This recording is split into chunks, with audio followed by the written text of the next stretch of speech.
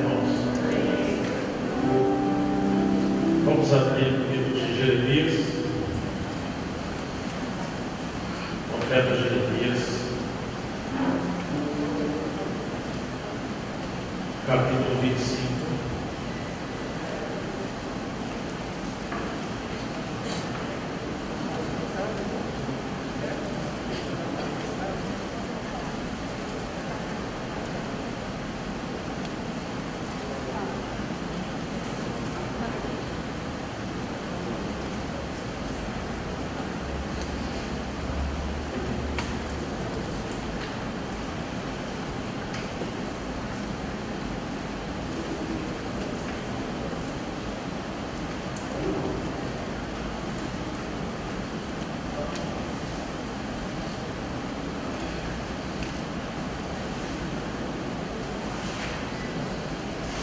Vamos ler a partir do verso 1. Palavra que veio a Jeremias acerca de todo o povo de Judá, no ano 4 de Joaquim, filho de Josias, rei de Judá, ano que era o primeiro de Nabucodonosor, rei da Babilônia.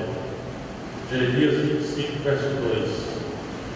A qual anunciou Jeremias, o profeta, a todo o povo de Judá e a todos os habitantes de Jerusalém, dizendo: durante 23 anos, desde o 13º de Josias, filho de Amon, rei de Judá, até hoje, tem vindo a mim a palavra do Senhor, e começando de madrugada, eu vou-la tenho anunciado, mas vós não escutastes. Também começando de madrugada, vos enviou o Senhor todos os seus servos, os profetas, mas vós não os escutastes, nem inclinaste os vossos ouvidos para ouvir. Quando diziam: convertei-vos agora cada um no seu mau caminho, e da bondade das suas ações, e habitai na terra que o Senhor vos deu, e a vossos pais, desde os tempos antigos e para sempre. Não andeis após outros deuses para os servirdes e para os adorardes, nem me provoqueis a ira com as obras de vossas mãos. Não vos farei mal algum. Todavia não me deste ouvidos, diz o Senhor, mas me provocaste a ira com as obras de vossas mãos, para o vosso próprio mal, porquanto assim diz o Senhor dos Exércitos: visto que não escutaste as minhas palavras, eis que mandarei buscar todas as tribos do norte, diz o Senhor, como também a Nabucodonosor, rei da Babilônia, meu servo, e os trarei contra esta terra, contra os seus moradores e contra todas estas nações em redor, e as destruirei totalmente, e os porei por objeto de espanto, de assobio e de ruínas perpétuas. Farei cessar entre eles a voz do foguete, e a de alegria, e a voz do noivo e da noiva, e o som das mós, e a luz do candeeiro. Toda esta terra virá a ser um deserto e um espanto. Estas nações servirão ao rei da Babilônia 70 anos. Acontecerá, porém, que quando se cumprirem os 70 anos, castigarei a iniquidade do rei da Babilônia e a desta nação, diz o Senhor, como também a da terra dos caldeus, farei deles ruínas perpétuas. Capítulo 29.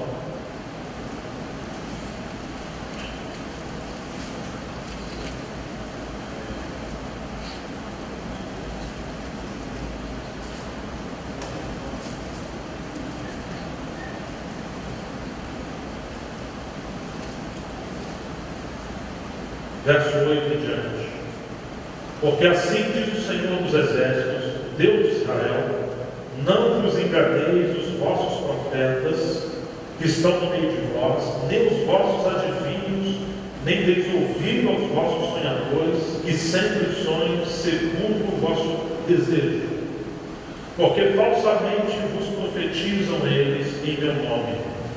Eu não os ouvirei, diz o Senhor. Assim diz o Senhor: logo que se cumprirem para a Babilônia 70 anos, atenderei para vós outros e cumprirei para convosco a minha boa palavra, tornando a trazer-vos para este lugar. Nós vamos em 2 Crônicas,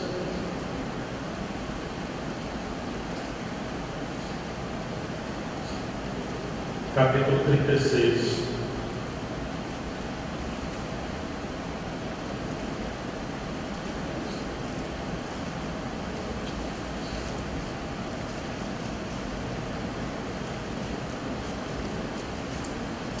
Verso 11 em diante. 2 Crônicas 36, verso 11 em diante.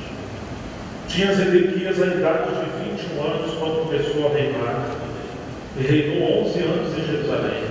Fez o que era mal perante o Senhor, seu Deus, e não se humilhou perante o profeta Jeremias, que falara da parte do Senhor. Rebelou-se também contra o rei Nabucodonosor, que o tinha adjuramentado por Deus. Mas endureceu a sua cerviz, e tanto se obstinou no seu coração, que não voltou ao Senhor Deus de Israel. Também todos os chefes dos sacerdotes do povo aumentavam mais e mais as transgressões, segundo todas as abominações dos gentios, e contaminaram a casa que o Senhor tinha santificado em Jerusalém. O Senhor Deus de seus pais, começando de madrugada, falou-lhes por intermédio dos seus mensageiros, porque se compadeceram do seu povo e da sua própria morada. Eles, porém, zombavam dos mensageiros, desprezavam as palavras de Deus e mofavam dos seus profetas, até que subiu a ira do Senhor contra o seu povo, e não houve remédio algum. Por isso o Senhor fez subir contra ele o rei dos caldeus, o qual matou os seus jovens à espada na casa do seu santuário, e não teve piedade nem do jovem, nem das donzelas, nem dos velhos, nem dos mais avançados em idade. A todos os deu nas suas mãos. Todos os utensílios da casa de Deus, grandes e pequenos, os tesouros da casa do Senhor e os tesouros do rei e dos seus príncipes, tudo levou ele para a Babilônia. Queimaram a casa de Deus e derribaram os muros de Jerusalém. Todos os seus palácios queimaram, destruindo também todos os seus preciosos objetos. Os que escaparam da espada, a esses levou para ele para a Babilônia, onde se tornaram seus escravos e de seus filhos, até ao tempo do reino da Pérsia, para que se cumprisse a palavra do Senhor por boca de Jeremias, até que a terra se agradasse dos seus sábados. Todos os dias da desolação repousou, até que os 70 anos se cumpriram. Porém, ao primeiro ano de Ciro, rei da Pérsia, para que se cumprisse a palavra do Senhor por boca de Jeremias, despertou o Senhor o espírito de Ciro, rei da Pérsia, o qual fez passar pregão por todo o seu reino, como também no escrito, dizendo: assim diz Ciro, rei da Babilônia, rei da Pérsia: o Senhor Deus dos céus me deu todos os reinos da terra e me encarregou de edificar uma casa em Jerusalém, que está em Judá. Quem entre vós é de todo o seu povo, que suba, e o Senhor seu Deus seja com ele. Nós vamos ainda em Daniel, capítulo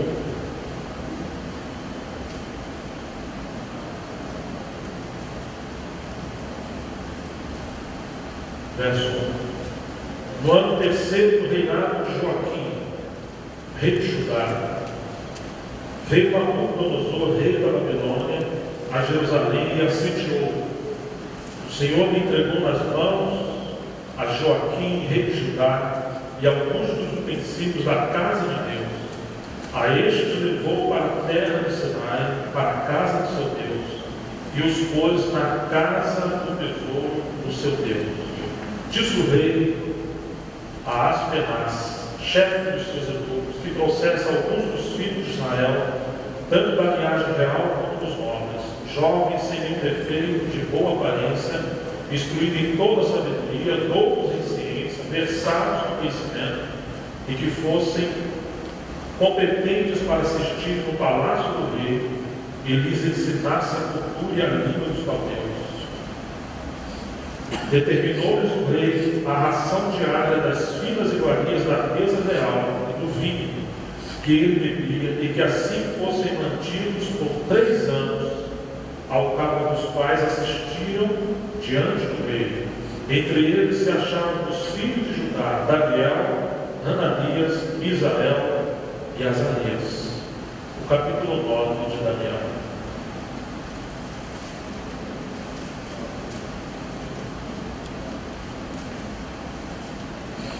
No primeiro ano de Dario, filho de Assuero, da linhagem dos Medos, o qual foi constituído rei sobre o reino dos caldeus. No primeiro ano do seu reinado, eu, Daniel, entendi pelos livros que o número de anos de que falava o Senhor ao profeta Jeremias, que havia de durar as assolações de Jerusalém, era de 70 anos. Voltei o rosto ao Senhor seu Deus para o buscar, com oração e súplicas, com jejum, pano de saco e cinza.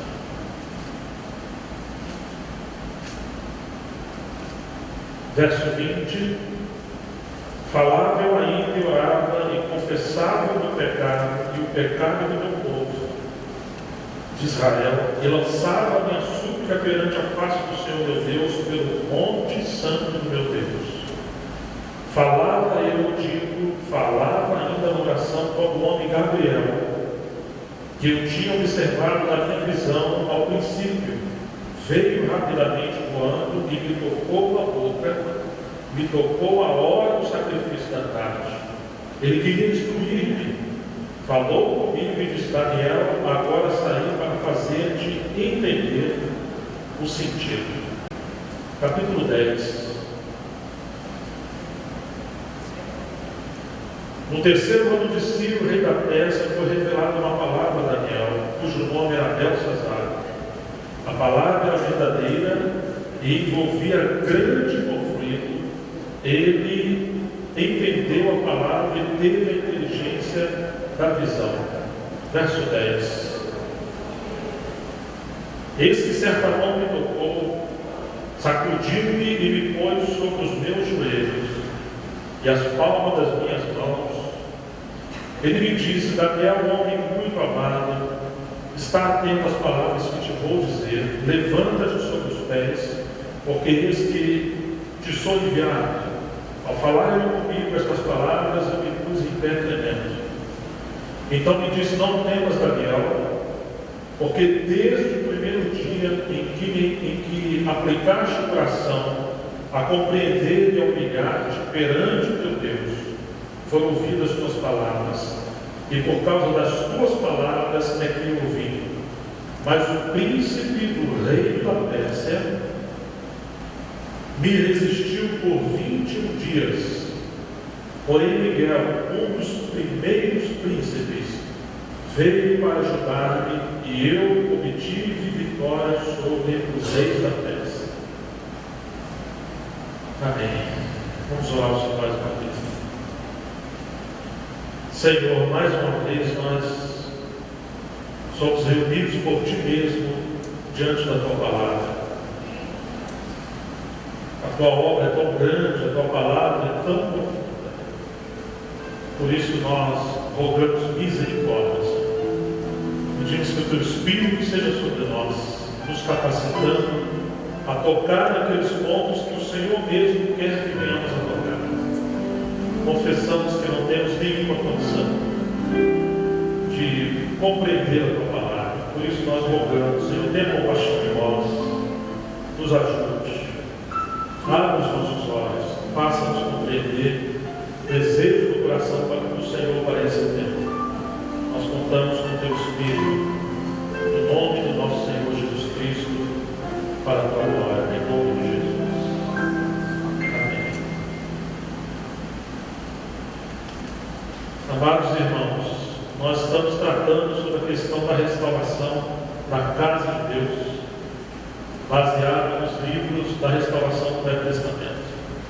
Esse é um assunto amplo e deveríamos tocar em vários livros do Velho Testamento e histórias do Velho Testamento, porque Ao mesmo tempo que é a história da restauração baseada em Esdras e Neemias, mas a história contada em Esdras e Neemias, ela é o início após o cativeiro de 70 anos que profetizou Jeremias.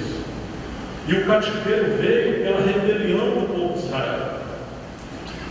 Então a gente sabe pelos livros da Bíblia que quando o Senhor tirou o seu povo do Egito, lá no capítulo 19 de Êxodo, ele disse que o Senhor os tirou do Egito debaixo das suas asas e que eles seriam para o Senhor um reino de sacerdotes.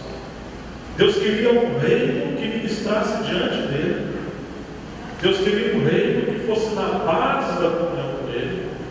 E Deus queria um reino que fosse o seu testemunho diante de todos os reinos. Deus não apenas queria poupar o povo de Israel. Deus não apenas queria livrar o seu povo do Egito. O Egito representa o mundo e Faraó representa Satanás.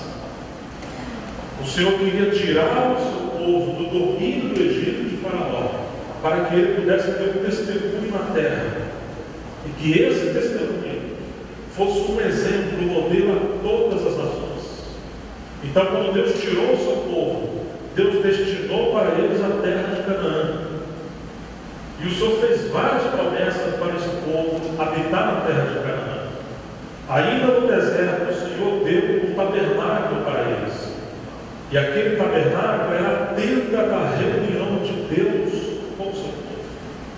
Claro que aquele tabernáculo, embora fosse físico naquela época, quando nós chegamos no livro de Hebreus, o livro de Hebreus vai dizer que aquele tabernáculo era uma figura do verdadeiro tabernáculo, que seria a habitação de Deus com o seu povo. O capítulo 3 de Hebreus diz que a casa de Deus do Velho Testamento, na verdade, somos nós, aqueles que ouvem a palavra do Senhor e se sujeitam ao cabeçamento dele. Então, tudo aquilo que aconteceu no Velho Testamento era uma tipologia do caminho do Senhor para o seu povo no Novo Testamento.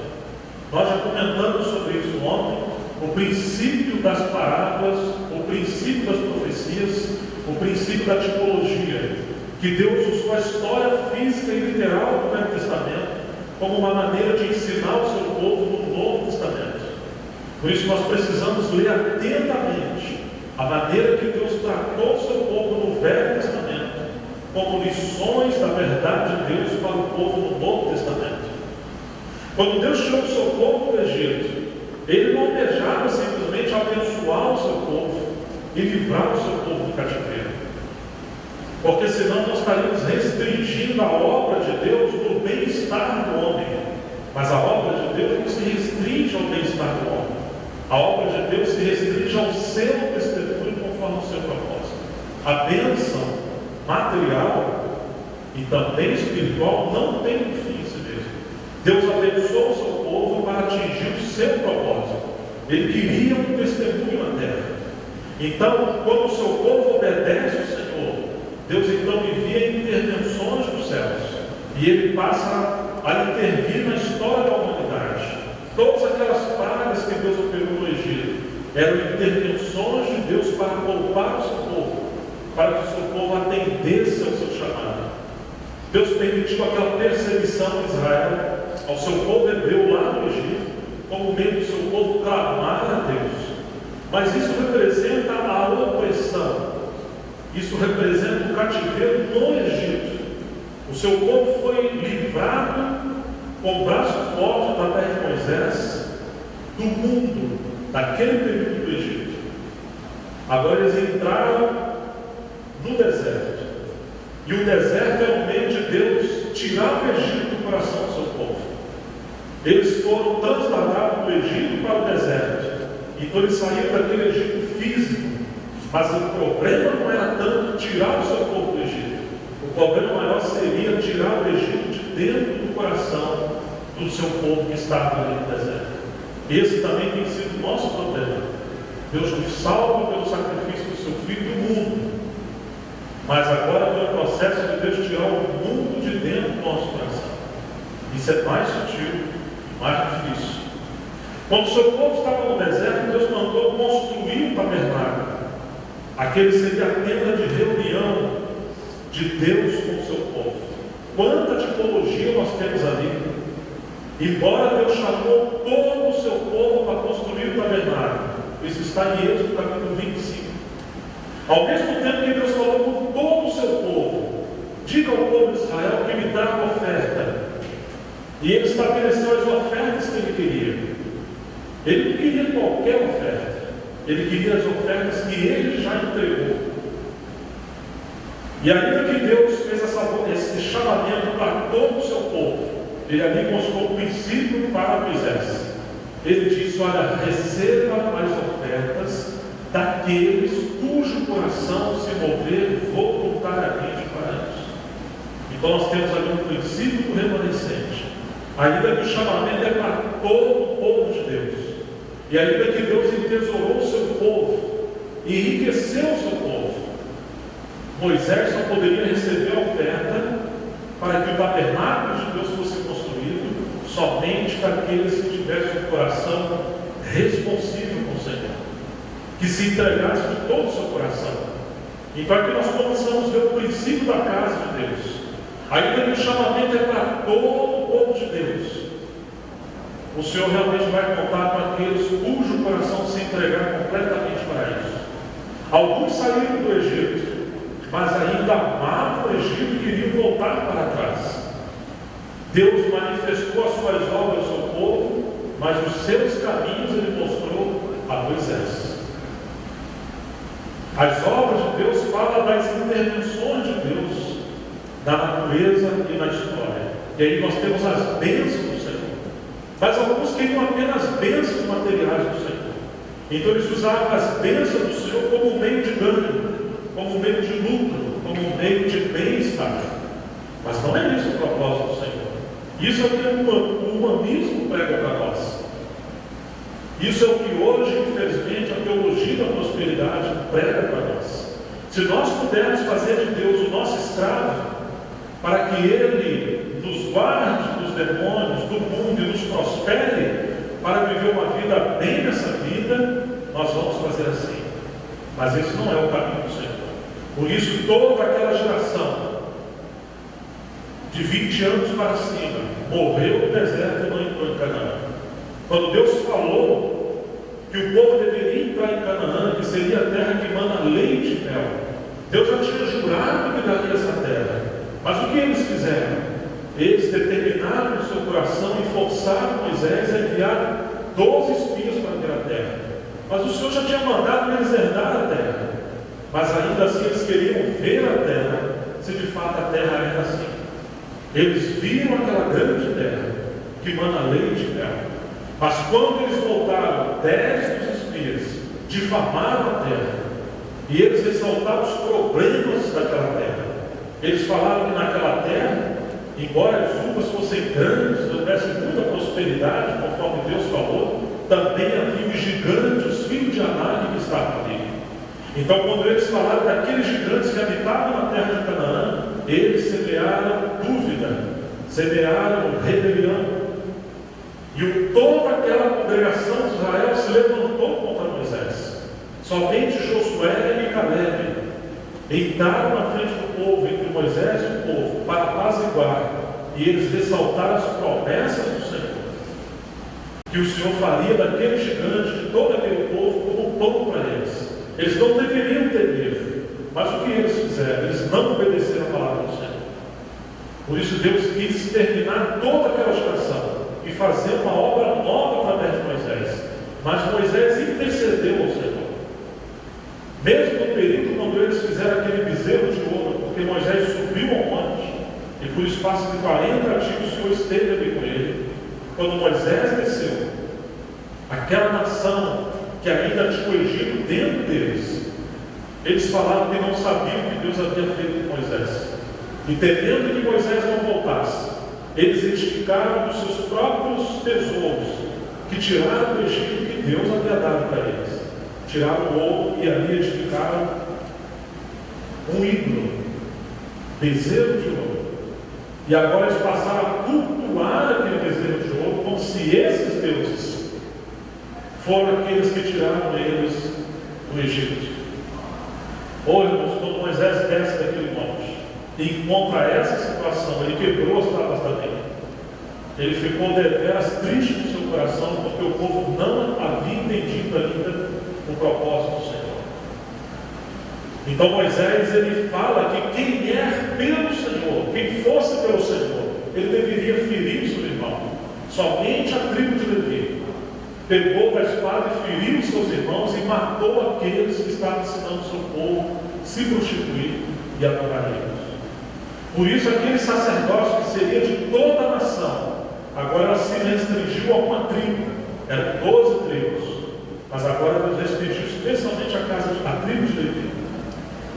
Você imagina que houve uma grande decadência nesse período? Aquele chamamento que era para todo o povo de Deus, agora se restringiu à casa de Levi, a tribo de Levi, porque eles foram 100% pelo Senhor. Mas ainda assim, quando nós seguimos adiante, nós encontramos que a tribo de Levi também falhou. E agora Deus restringiu a sua obra à casa de Arão. Eram 12 tribos que restringiu uma tribo, e dentro dessa tribo se restringiu uma casa. Mas a gente vê que o povo estava com seu coração ainda no Egito, estava com seu coração centrado em si mesmo. Uma geração dos mais velhos teve que morrer no deserto. E somente a geração dos mais novos, pelo braço de Josué e Caleb, pôde entrar em Canaã. Mas mesmo depois que eles entraram em Canaã, a gente vê que eles não mataram todos os seus inimigos.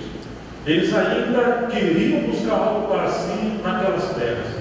Quanta contaminação dos ídolos ainda havia naquele coração, no coração do povo de Deus. Muito interessante que mais adiante, depois do tempo de Josué, quando veio o tempo de Samuel, as escrituras dizem que a palavra de Deus era muito rara, as visões não eram frequentes. Por que a palavra de Deus era rara e as visões não eram frequentes? Porque faltavam homens comprometidos com Deus. Faltavam homens 100% consagrados ao Senhor. Diz no livro de Samuel que a luz do tabernáculo, o candelabro do tabernáculo estava se apagando. Foi quando Deus suscitou Samuel, filho de Ana, que era uma mulher estéril. E ali Deus começa um novo princípio da sua obra, porque Ele queria o testemunho na terra. Se uma nação de sacerdotes falhou, se uma casa falhou, perdão, uma tribo falhou, agora quando nós chegamos na casa de Eli, que representava a linhagem sacerdotal, a casa de Eli, infelizmente, também falhou. Seus filhos eram homens levianos, que não tratavam com integridade, com santidade, a casa do Senhor e o sacrifício do Senhor. Eles passaram a se deitar com meretrizes, e eles trouxeram iniquidade para dentro da casa do Senhor. O Senhor, infelizmente, teve que matar Eli, porque ele não repreendeu adequadamente os seus filhos. E o testemunho do Senhor estava sendo danificado. Nesse período, Deus levantou Samuel. A obra de Deus nunca vai parar. Mas é muito interessante que Deus queria toda uma nação, depois uma tribo, depois uma casa. Mas se a nação, uma tribo e uma casa falha da ordem sacerdotal, e se Deus havia entregue a tocha do seu testemunho na mão deles, o que Deus vai fazer agora? Será que a sua obra vai parar? Não, Deus levantou Samuel. Mas o que era Samuel? Samuel era um nazireu desde o ventre. O Senhor preveu já na lei o princípio do voto do nazireado. Ou seja, pessoas que poderiam se consagrar ao Senhor. Eles não tocariam em mulheres, não tocariam em mortos, não beberiam bebida forte, eles não tocariam em cabelo. Eles seriam 100% consagrados ao Senhor. Quando a ordem da casa de Deus, aquela linhagem sacerdotal oficial falhou, Deus levanta o princípio do nazireado. E isso é uma lição para nós também. Quando nós olhamos o povo de Deus hoje amplamente, é como se aquela linhagem sacerdotal houver falhado também. A obra de Deus está contaminada. Há muita mistura no meio da casa do Senhor. Há muito humanismo, filosofia e paganismo no meio da casa do Senhor. Onde o povo vida do deserto aprendeu a adorar deuses. Onde o povo do Senhor aprendeu a trazer coisas misturadas do paganismo para dentro da casa do Senhor. Eles aprenderam com o mundo, com as religiões pagãs. E infelizmente essa é a nossa situação. Nós estamos misturados com muito paganismo. Parece que tudo procede do Senhor, mas nós precisamos trazer as coisas que estamos falando, que temos aprendido e que temos praticado, ao crivo da palavra de Deus. Porque tudo que Deus fez no passado era uma ilustração do que Ele faria no presente. E agora, irmãos, quando nós encontramos Samuel, Deus começa o princípio do nazireado. E a obra de Deus teve um novo meio do Senhor prosseguir.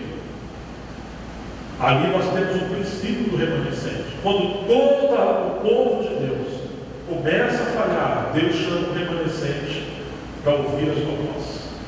Assim nós continuamos a entender o caminho que o Senhor tem seguido. De Samuel, Deus infelizmente, entre aspas, levantou Saul. Não que Deus havia errado, mas é que o povo queria um rei da mesma forma que as nações tinham um rei. Deus seria o seu rei. Deus é o rei do seu povo. Deus queria um testemunho entre o seu povo, mas o seu povo queria imitar as nações pagãs.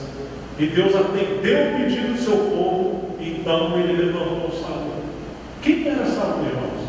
Saul era o homem mais belo da sua época. Era um homem que exteriormente chamava a atenção, mas interiormente Saul não era um homem quebrantado. Então Saul usou o poder de Deus, os dons de Deus, para benefício para si mesmo. Agora, quando Saul fracassou, Deus orientou Samuel a levantar um novo rei. E que novo rei foi esse? Foi o rei Davi. Deus manda Samuel ir na casa de Jessé, e Jessé traz os seus filhos, cada um maior que o outro, mais belo que o outro. Jessé olhava para a aparência, e Samuel também foi tentado olhar para a aparência, mas o Senhor falou para Samuel que ele não era como os homens, ele não via como os homens veem o exterior, e Deus vê o interior. Deus chamou um homem que estava lidando com ovelhas. E se nós quisermos ser chamados por Deus, aqui tem um princípio. Há muitos irmãos cheirando a livros, mas poucos homens cheiram a ovelha. E isso é um problema do nosso tempo. Nossa cabeça está cheia de conhecimento, mas o nosso coração não está quebrantado. Nós temos pouco peso pelo povo de Deus, pouco amor ao rebanho do Senhor, pouco amor à palavra do Senhor. O reino de Davi era o reino de Deus, mas era um reino que nasceu da base do quebrantamento. Quando Davi foi ungido, ele foi ungido para o trono, mas antes dele ir para o trono, o que aconteceu com Davi? Depois da unção, ele foi perseguido. Por que Deus permitiu Saul perseguir Davi? Existe um livro muito interessante chamado Perfil de 3 Reis, de um autor chamado Jimmy Edwards, que vale a pena ser lido várias vezes, porque ali temos lições preciosas. Não que esse livro representa tudo, mas ele representa algo maravilhoso. Nosso irmão Jimmy Edwards fala o seguinte: Deus permitiu o Saul exterior perseguir o Saul interior que estava dentro de Davi, para que Davi não fosse o novo Saul. Ou seja, de alguma maneira, todos nós temos em nossas veias o Saul, um homem obstinado, um homem que quer liderança, um homem que quer sabedoria, um homem que quer o poder de Deus para fazer o seu próprio reino. E o Senhor tem que permitir um quebrantamento para sermos transformados à imagem de um cordeiro, à imagem do seu filho. Ou seja, irmãos, quando nós encontramos Saul, nós encontramos um homem que foi levantado por Deus, um homem que de fato Deus amou, mas um homem que corrompeu o seu coração pelo poder. Todos nós somos bons, entre aspas, até termos poder e dinheiro. Poder e dinheiro são dois instrumentos que, se não houver o quebrantamento interior, a obra da cruz corrompe o homem. Foram a ambição de Satanás. Ele queria o trono de Deus e ele queria os tesouros da terra para poder comercializar o poder com os homens. Ele manipula a religião através de poder e dinheiro. A obra de Deus não tem nada a ver com poder político, religioso, e não tem nada a ver com dinheiro. Mas a religião, a cristandade em si, se tornou uma mistura entre poder e dinheiro. E aí nós, deixando de ter o testemunho do Senhor, nós passamos a ter uma Babilônia. Passamos a ter uma mistura cheia de paganismo. Quando Davi foi ungido por Deus, ele deveria ser ungido ao trono, mas antes do trono vem o quebrantamento. Todos nós queremos o trono, mas o trono que nós devemos desejar não é um trono exterior, é o trono do Cordeiro assentado dentro do nosso coração. É aquela oração do Senhor sendo cumprida em nós: venha a nós o teu reino. Então é o trono dele sobre nós, e não nós no trono reinando sem a presença do Senhor. Irmãos, Davi foi perseguido para que Deus pudesse limpar Davi do Saul que estava dentro dele. Senão ele seria um novo Saul. Quando nós estamos sendo perseguidos, ou quando há problemas entre nós, quando há crise entre nós na comunhão dos irmãos, o que nós fazemos? Porque Saul tirou flecha em Davi. Saul amaldiçoou Davi. Saul reivindicou a autoridade do seu ministério. Davi se humilhou. Davi deixou o seu reino, mesmo ao seu filho. Isso representa o espírito do Cordeiro. Qual tem sido a nossa posição nesses dias? Nós lutamos pelo nosso dom, nós lutamos pela nossa reputação, nós queremos um posto, nós queremos uma liderança, nós estamos buscando alguma coisa para nós queremos uma posição nesse mundo e na religião. Irmãos, nós queremos a nossa igreja, um nome sobre a igreja. Isso representa a Babilônia. Isso representa o reinado de Saul. E o Senhor tem compaixão de nós. Os dons que Saul tinha eram de Deus, mas infelizmente o seu coração se corrompeu e houve mistura. Então, irmãos, certa vez, quando Davi foi levar alimento aos seus irmãos, ele viu aquela afronta de Golias ao povo de Israel, e ele se indignou com aquilo, não porque queria uma posição, mas porque ele zelava pelo nome de Deus. Ele queria santificar o nome de Deus. Quando nós temos um amor ao nome do nosso Senhor, quando nós de fato entendemos a oração do nosso Mestre: santificado seja o teu nome entre nós. Então nós passamos a tomar uma posição para que não haja mais vergonha ao nome do Senhor. A questão da obra de Deus é uma questão de testemunho do Senhor, do nome do Senhor, de não haver vergonha ao nome do Senhor que tem que ser santificado. Davi então se levantou para lutar contra Golias, e o Senhor lhe deu força para ele lutar. Mas você se lembra quando Saul viu Davi com aquela ousadia, porque Davi aprendeu a matar leões e ursos quando cuidava de ovelha. Ele foi treinado pelo Senhor no anonimato, não no meio da multidão. Quando Saul viu a determinação de Davi, ele concordou que Davi fosse enfrentar Golias. Mas o que Saul fez? Ele pegou a sua armadura, a sua roupa de guerra, e colocou sobre Davi. Quando Davi foi lutar contra Golias, Davi não conseguia se mexer com aquela roupagem de Saul. E o que Davi fez? Ele se despiu das roupas de Saul. Ou seja, irmãos, o Senhor chamou Davi, mas aquela roupa de Saul representa aquela religião que tem algo que é de Deus, mas está corrompido pelo poder, está corrompido pela iniquidade, está corrompido por mundanismo. E se Deus chama você e a mim para servi-lo, então de alguma maneira o inimigo vai também querer que vestamos essa roupagem, para que, se caso Davi vencesse Golias, para quem seria a honra? Para o nome de Saul e não para o nome de Deus. Esse tem sido um grande problema em nosso tempo. Deus de fato tem muitos irmãos e irmãs preciosos, com dons e ministérios legítimos, mas toda a honra tem sido dada à religião, ao nome de um ministério, ao nome de uma liderança, ao nome de uma obra, e não ao nome do Senhor.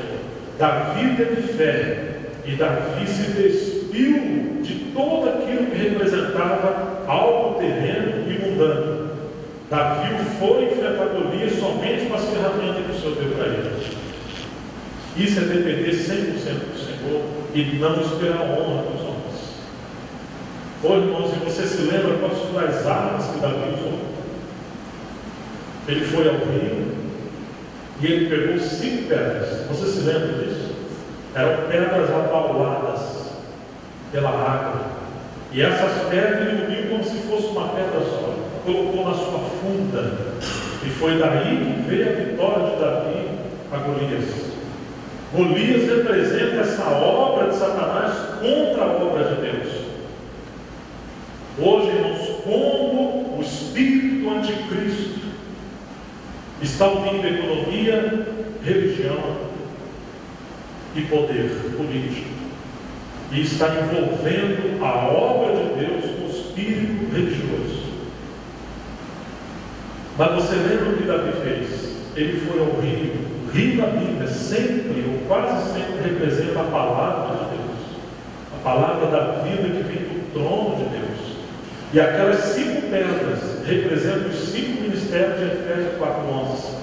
Você se lembra que Pedro foi chamado de pedra pelo Senhor? Eu te digo que tu és Pedro, do grego Petros, uma lasca de rocha, uma pedra. E Pedro fala que nós somos pedras vivas. Quer dizer que aquelas pedras que foram lavadas pela água representam aqueles irmãos que a palavra de Deus governa a vida deles e eles foram limpados pela palavra. Eles não são pedras pontiagudas que furam os outros, que promovem divisões, que promovem separação, que lutam por alguma posição. Aquelas pedras estão lapidadas pela palavra do Senhor. Foram a esse recurso que Davi comprou. Ele foi do rio da palavra de Deus. E aquelas pedras representam os ministérios na casa de Deus. Ministério da palavra de Deus. Que o Senhor usa com força, com poder, para destruir a obra de Satanás que vem contra o seu testemunho. Então Davi venceu Golias, mas ainda assim Davi foi perseguido.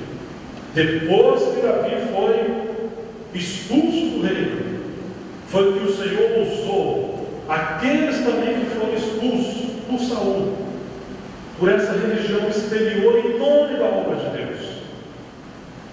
Eles se encontraram na caverna de Adulão. Todos aqueles que foram expulsos do reinado de Saul, eles foram tidos por homens indignos.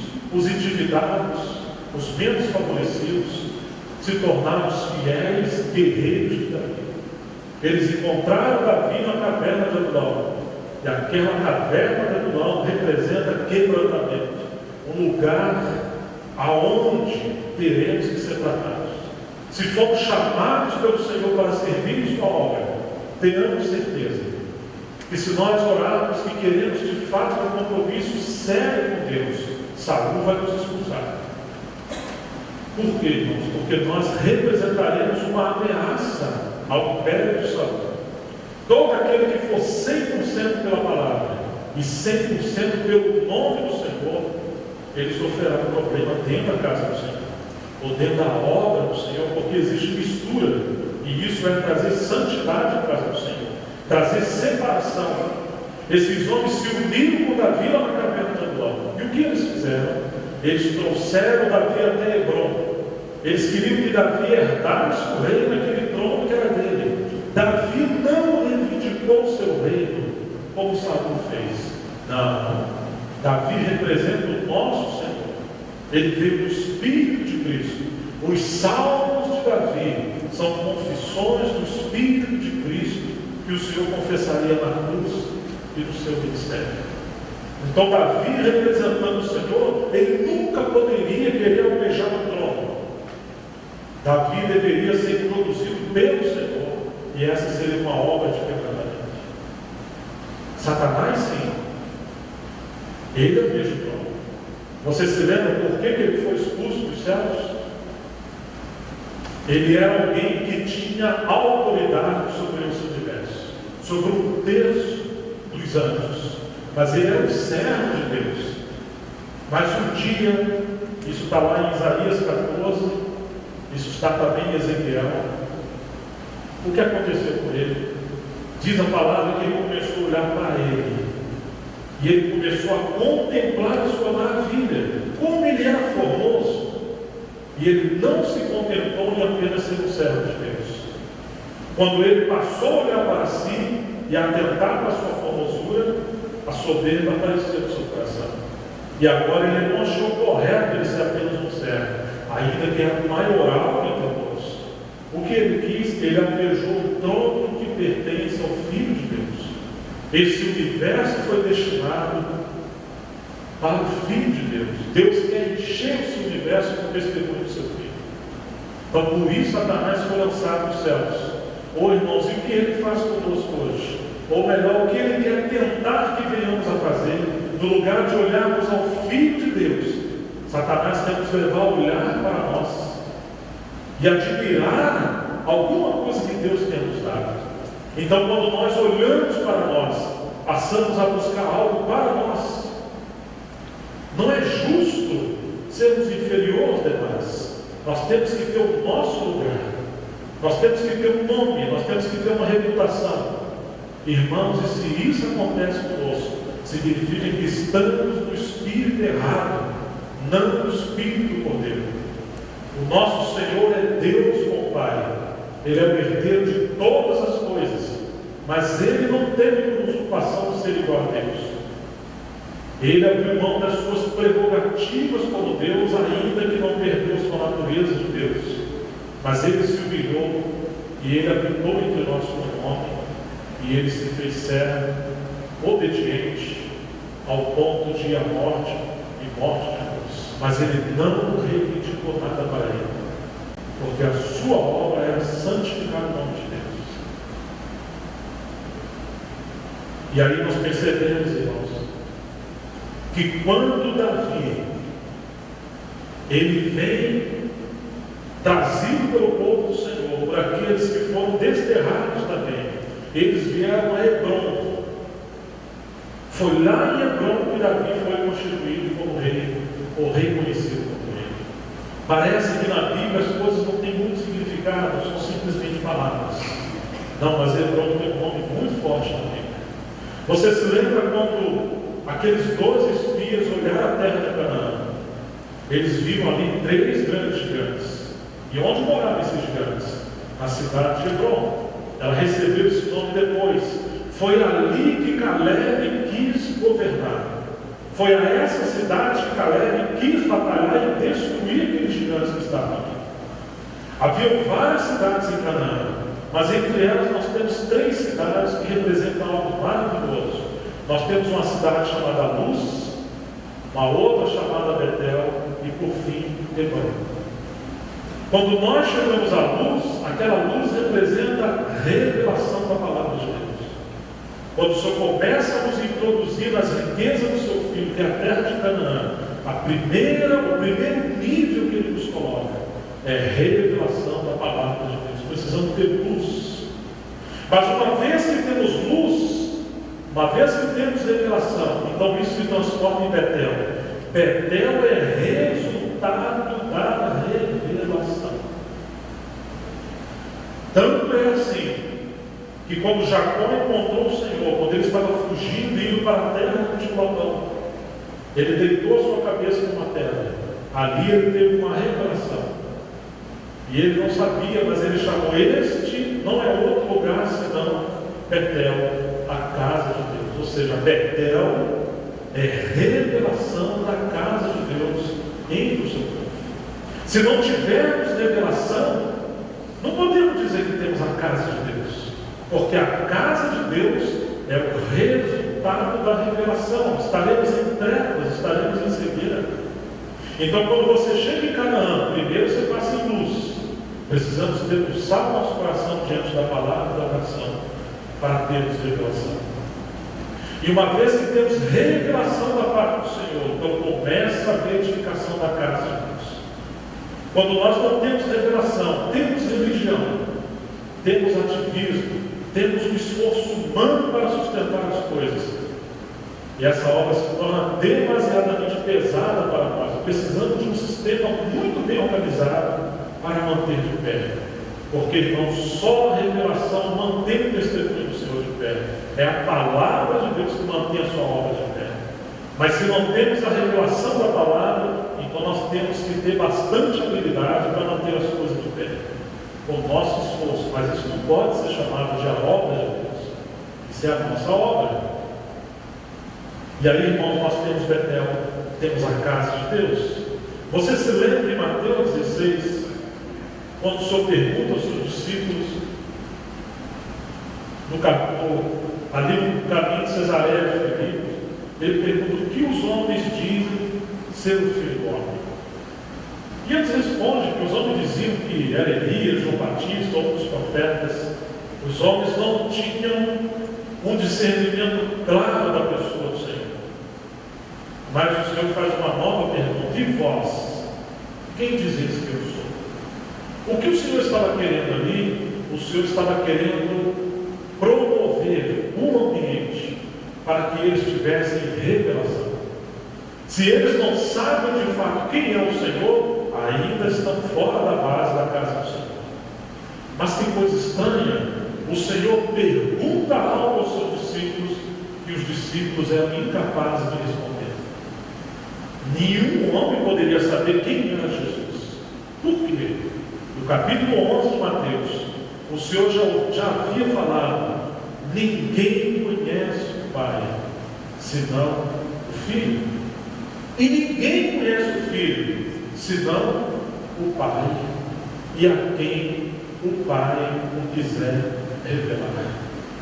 Ou seja, irmãos, a única maneira de conhecermos o Senhor é por revelação, é chegarmos em Betel.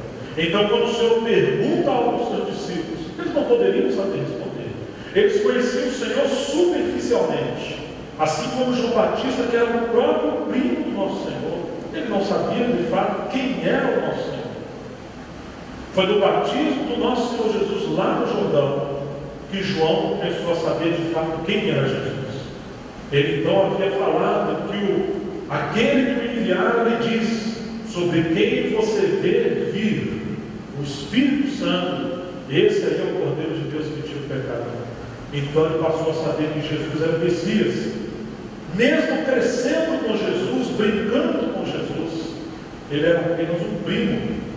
E mesmo aqueles que andavam com o Senhor era apenas um carpinteiro, um grande profeta, mas eles não sabiam de fato quem era o Senhor. Eles começaram a ter uma revelação gradativa, porque o Senhor falou muitas coisas e revelou de diferentes maneiras a Pedro. Mas quando o Senhor pergunta isso a Pedro e aos discípulos: quem dizem vós que eu sou? E vós, o que vocês falam que eu sou? Agora Pedro toma a palavra e diz: tu és o Cristo, o Filho do Deus vivo.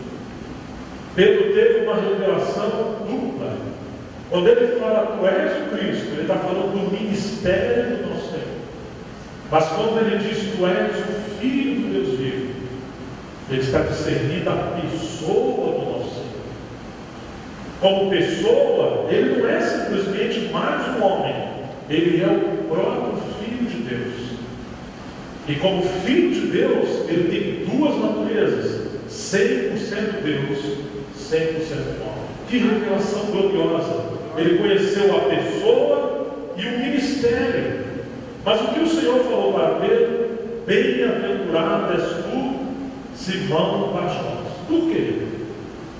Porque não foram carne ou sangue que tu revelaram. Não foi especulação humana. Não foi esquadrinhada a lei, cultura judaica, mas foi o meu Pai que está nos céus.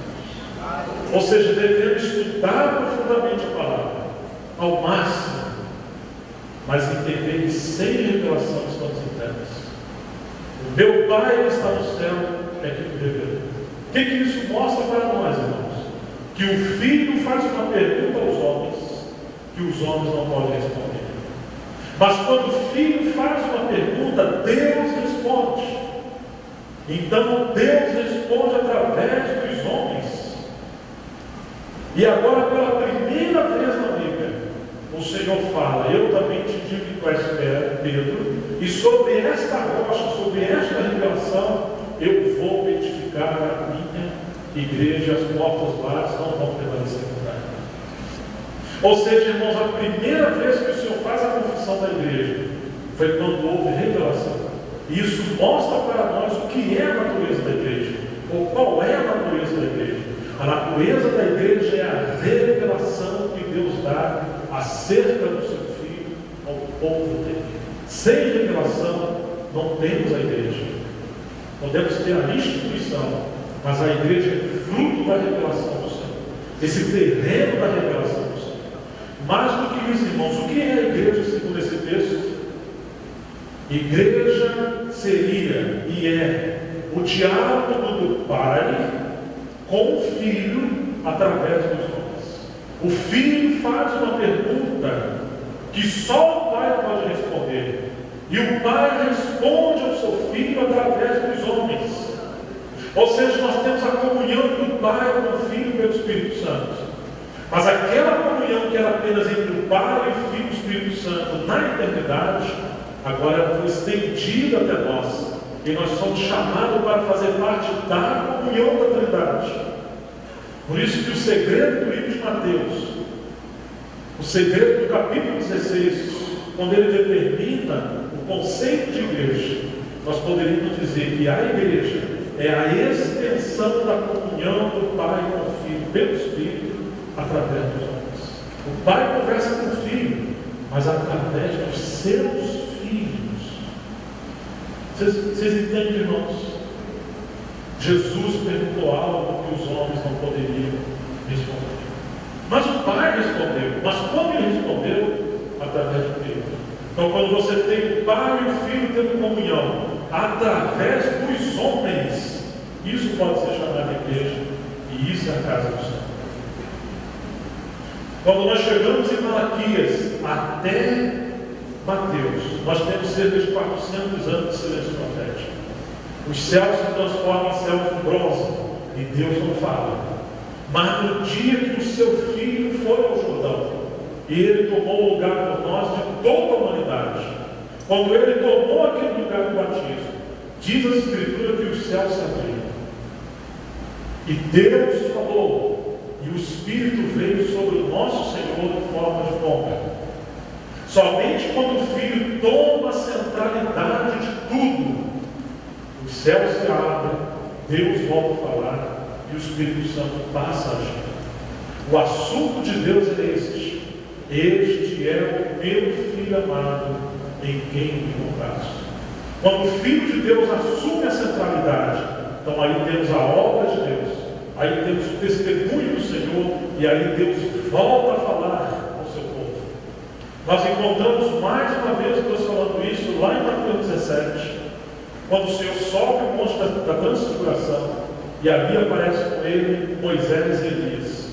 Irmãos, infelizmente Pedro novamente abre a sua boca, mas o Senhor enviou uma nuvem e os encobriu, e veio uma voz do céu e lhe disse: este é o meu Filho amado, a ele, somente a ele ouvi.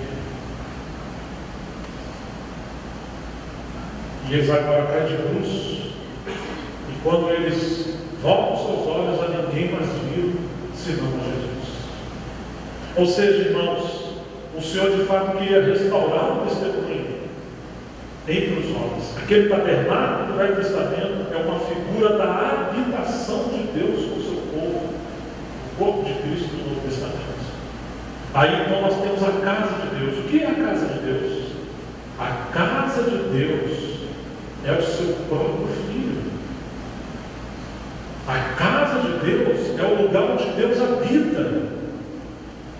Você se lembra quando Jesus responde aos judeus que lhe pediram um sinal? E ele fala: eu vou destruir essa casa, esse templo, e vou reconstruir em 3 dias.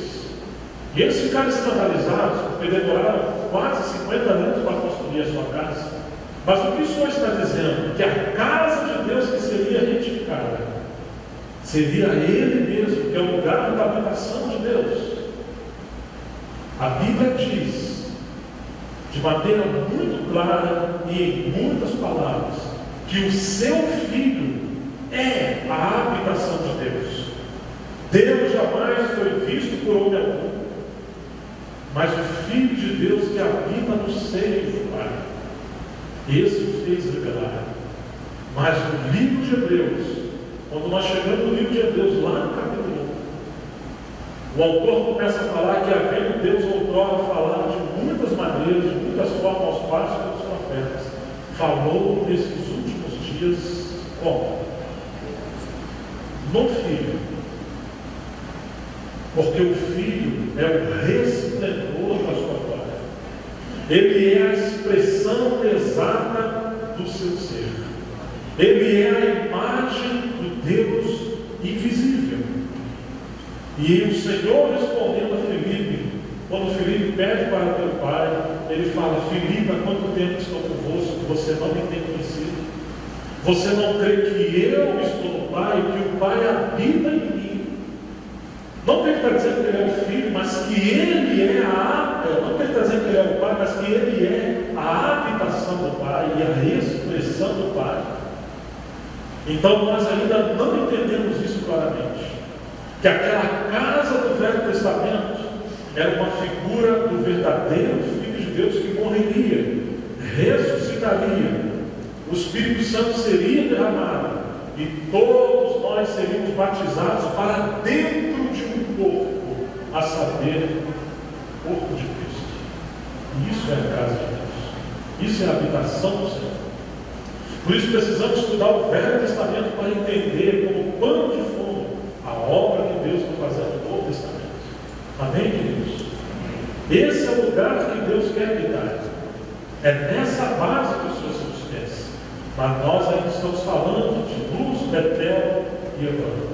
Quando nós chegamos à luz da palavra, temos a casa, temos Betel, mas Betel é para podermos atingir Hebron. Luz produz Betel e Betel tem que produzir Hebron. O que é Hebron? Hebron é o ponto mais alto da obra de Deus. Porque Hebron representa a comunhão de Deus entre o seu povo de forma coletiva. Nós somos salvos, mas ainda somos indivíduos tão individualistas. Oh, irmãos, mas o Senhor quer nos quebrantar de tal maneira que sejamos um único homem, e este homem é Cristo em nós, uma única mente, a mente do Senhor, um único testemunho, Ele em nós. Isso é Hebron.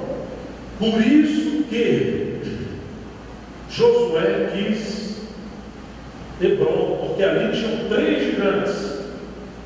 Muito interessante que aqueles 3 gigantes que estão ali, eles representam 3 espíritos, ou 3 potestades mais terríveis, que quando o povo de Deus começa a atingir esse testemunho, esses espíritos malignos são enganadores para transformar a obra. Quando nós estamos ali no deserto, é mais fácil de servir os enganos do inimigo. Mas quando nós chegamos em Canaã, não é tão fácil assim. Especialmente se o Senhor começa uma obra numa cidade e Ele está abrindo os olhos do seu povo para ver algo da restauração da casa de Deus, da posição da casa do Senhor. Quando nós começamos a chegar em Hebron, ali tem 3 espíritos de engano. O nome deles no hebraico são tão sutis, porque não são nomes terríveis e malignos, pelo contrário, de alguma maneira são nomes benignos, e eles camuflam a obra de Deus. Um deles chama-se Cesai. E depois eu rogo aos irmãos que, se puder, vão lá estudar isso em Josué. E também no livro de Números, vocês vão encontrar 3 gigantes ali que é o filho de Anak. Pega uma boa enciclopédia e vê o significado dos nomes. Um representa a palavra suco, que é por onde passa o alimento, a provisão que você deve nutrir o gado e os homens. Significa que aqueles espíritos, quando pega o povo de Deus se movendo na restauração do Senhor, ele vai misturar alimento impuro com a palavra de Deus, para que o povo seja envenenado. O outro representa algo, o outro significa alvejante, significando santidade, pureza. Sem nos darmos conta, nos tornamos arrogantes, exclusivistas.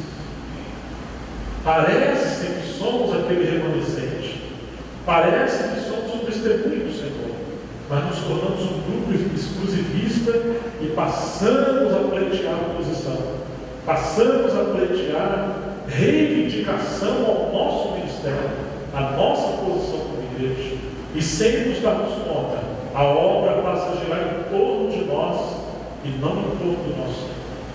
O nome que está sendo edificado já não é mais o nome do Senhor, é o nosso nome. Por isso é um perigo muito grande. Quando nós chegamos em Mateus 16, esse é um ponto tão alto, que o Senhor, quando Ele fala, eu vou edificar a minha igreja, ou a minha casa, Ele só fala isso quando há revelação da sua pessoa e do seu ministério.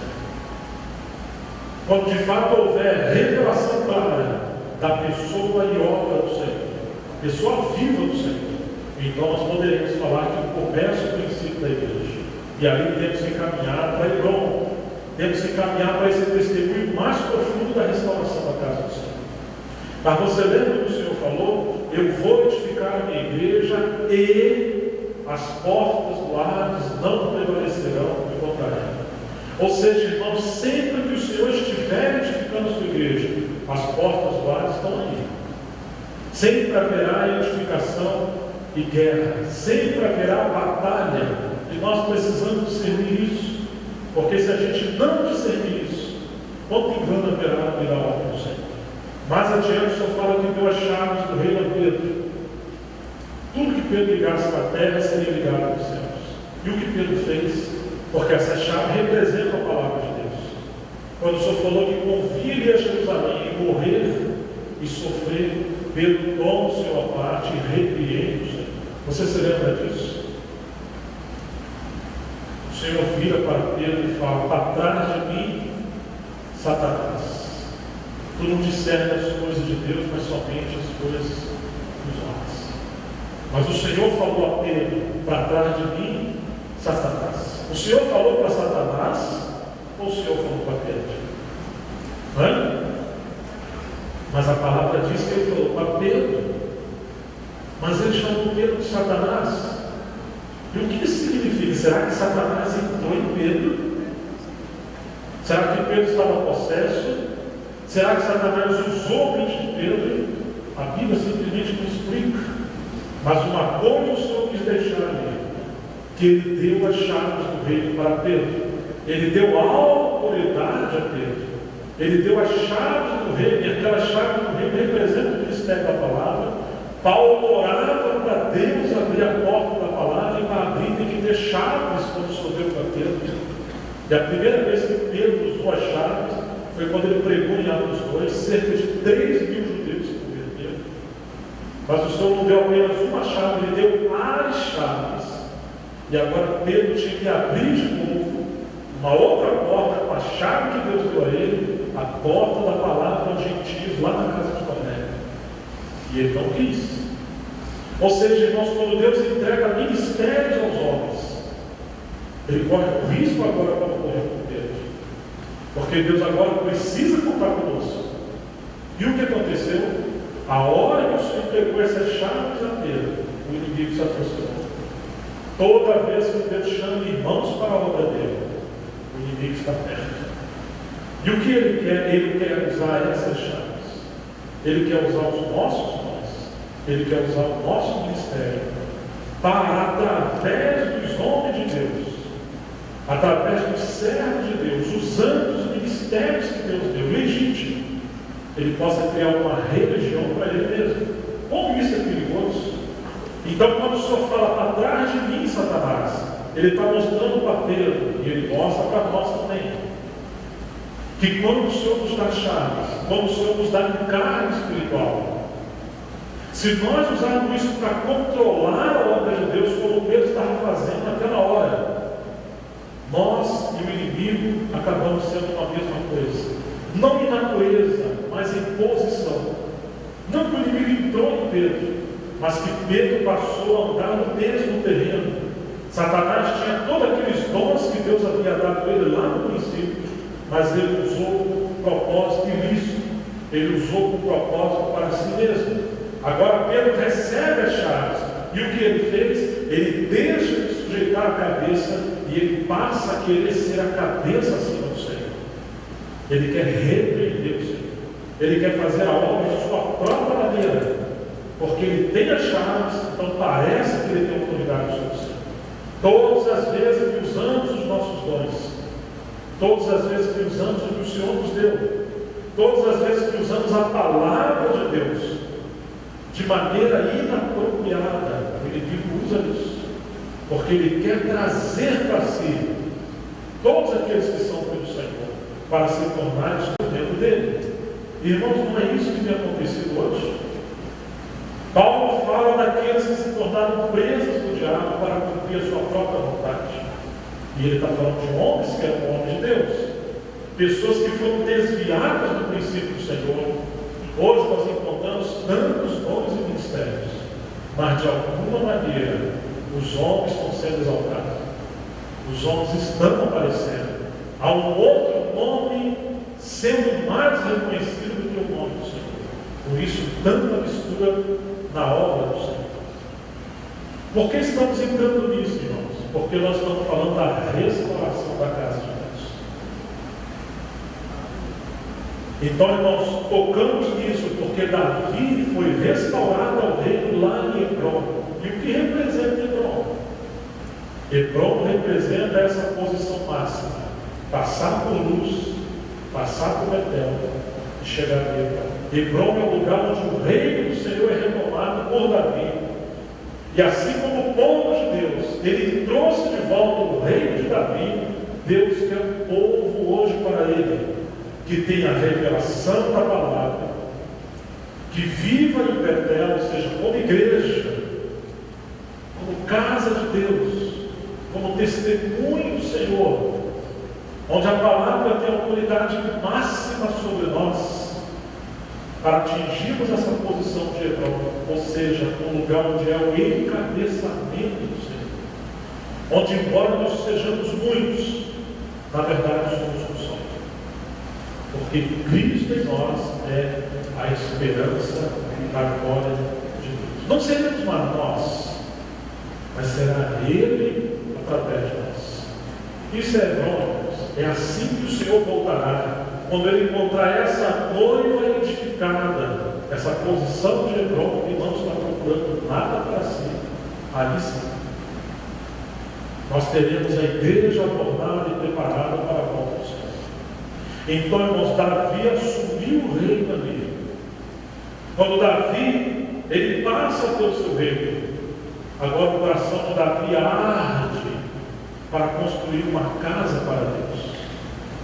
O rei habitava no palácio, e a arca de Deus, onde ficaria? Numa cabana? Num lugar inferior? Não. Davi queria fazer uma casa para Deus. Todo aquele que ama o Senhor vai se preocupar com a casa de Deus. Mas, irmãos, a casa de Deus não é a nossa casa terrena. A casa de Deus é a sua habitação. Casa é um lugar onde nós expressamos nossa personalidade, onde nós somos o que somos, onde nós expressamos nossa natureza, onde a palavra de Deus prevalece. Essa é a nossa casa. Mas o que é a casa de Deus? É o lugar onde Ele manda, é o lugar onde Ele governa, é o lugar para representar o seu coração, é o lugar da sua morada. Então Davi queria que Deus não apenas estivesse enchendo o universo, mas que ele tivesse um lugar de habitação na terra. Ali era uma casa física, mas isso representa a casa que Deus iria edificar.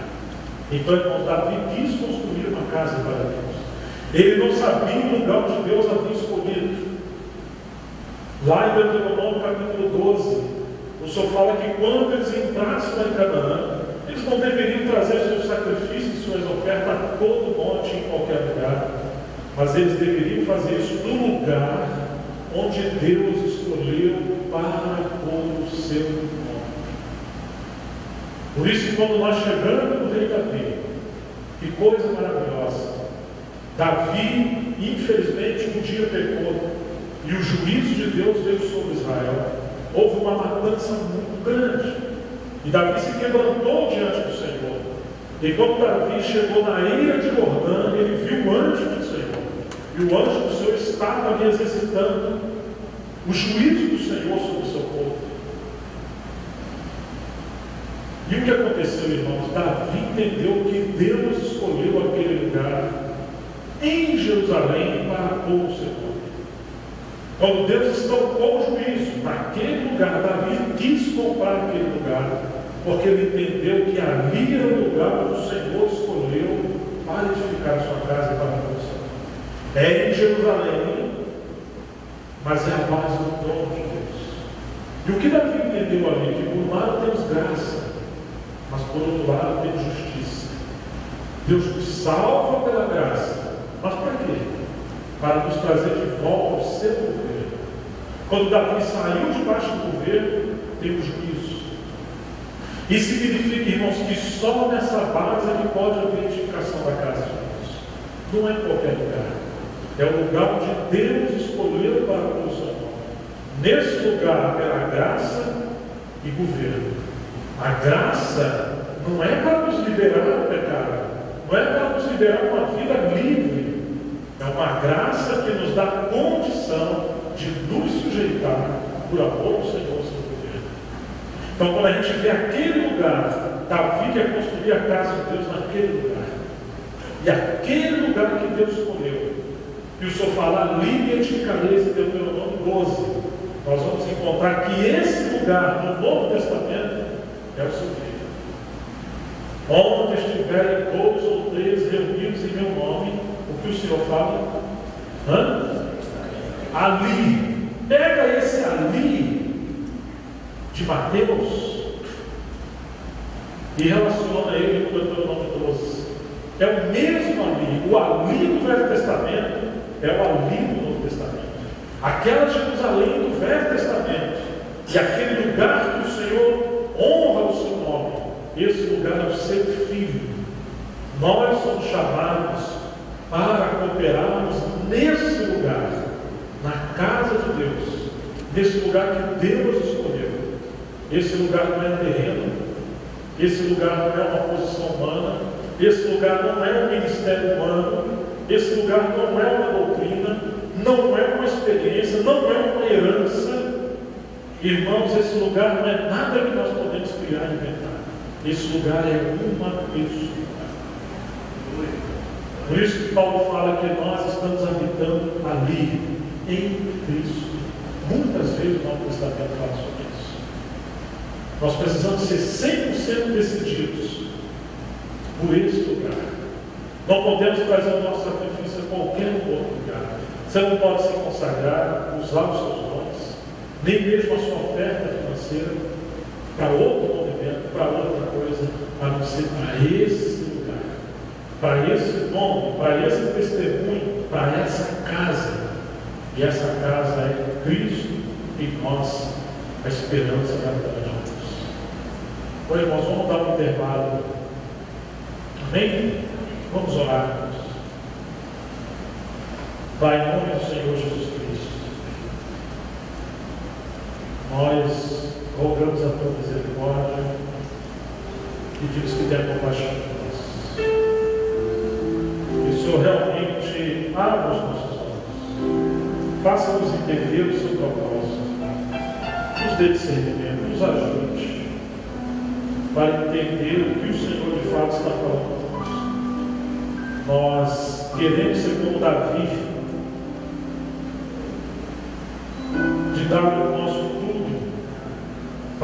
Senhor edifique uma casa conosco e haja lugar de habitação. Que o Senhor venha nos purificar do saúde que está dentro de nós, que busca algo para si.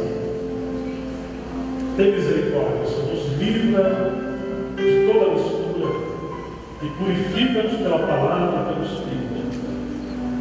Nos ajude que nesse tempo que nós estamos vivendo sejamos mesmos, Senhor. Nos dê graça ainda nesse dia, para podermos prosseguir com o que o Senhor quer falar conosco. Nós oramos e entregamos isso